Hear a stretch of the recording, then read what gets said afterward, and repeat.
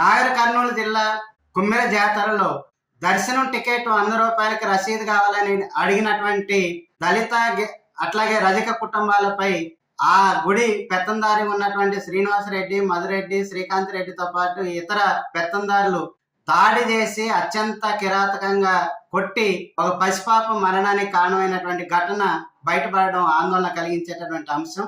ఈ ఘటనపై సమగ్ర విచారణ జరిపి అందుకు కారణమైనటువంటి దోషుల మీద హత్యానేరం కేసు నమోదు చేసి తక్షణం అరెస్టు చేయాలని తెలంగాణ వ్యవసాయ కార్మిక సంఘం డిమాండ్ చేస్తుంది.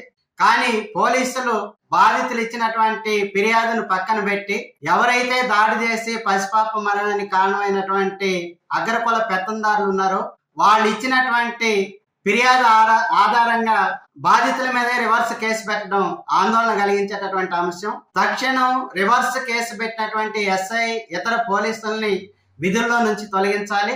వాళ్ళ మీద డిపార్ట్మెంటల్ యాక్షన్ తీసుకోవాలని డిమాండ్ చేస్తున్నాం. అట్లాగే గ్రామంలో పెత్తందారులు ఎవరైతే బాధితులు ఉన్నారో ఈ బాధితులతో మాట్లాడొద్దని, మాట్లాడితే ఊళ్ళో ఉండనివ్వమని బెదిరింపు చర్యలకి పాల్పడుతున్నారు. ఇప్పటికే బాధితులకి శాంక్షన్ అయినటువంటి ఇంద్రమ్మ ఇంటి పనిని ఆపేశారనేటటువంటి వార్తలు వస్తున్నాయి. అట్లాగే ఈ నియోజకవర్గంలో ఉన్నటువంటి ఎమ్మెల్యే గాని అట్లాగే పార్లమెంట్ పరిధిలో ఉన్నటువంటి మల్లు రవి గాని దీని మీద ఇప్పటి వరకు నోరెప్పడం లేదు.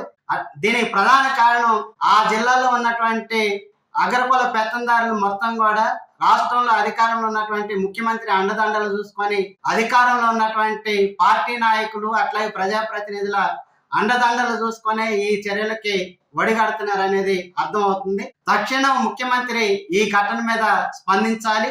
అట్లాగే డిఎస్పి ఈ ఘటనకి కారణమైనటువంటి వాళ్ళందరినీ అరెస్ట్ చేసేటట్లుగా ముఖ్యమంత్రి స్పందించి డైరెక్షన్ ఇవ్వాలనేది కోరుతున్నాం. లేకపోతే రాష్ట్ర వ్యాప్తంగా అన్ని సామాజిక సంఘాలని, వ్యవసాయ కార్మిక సంఘాలని, దళిత గిరిజన సంఘాలని అన్నింటినీ కలుపుకొని పెద్ద ఎత్తున ఆందోళన పోరాటాలు సిద్ధం అవుతాం. జరగబోయేటటువంటి పరిణామాలకి రాష్ట్ర ముఖ్యమంత్రి నైతిక బాధ్యత వహించాల్సి వచ్చిందని హెచ్చరిస్తుంది.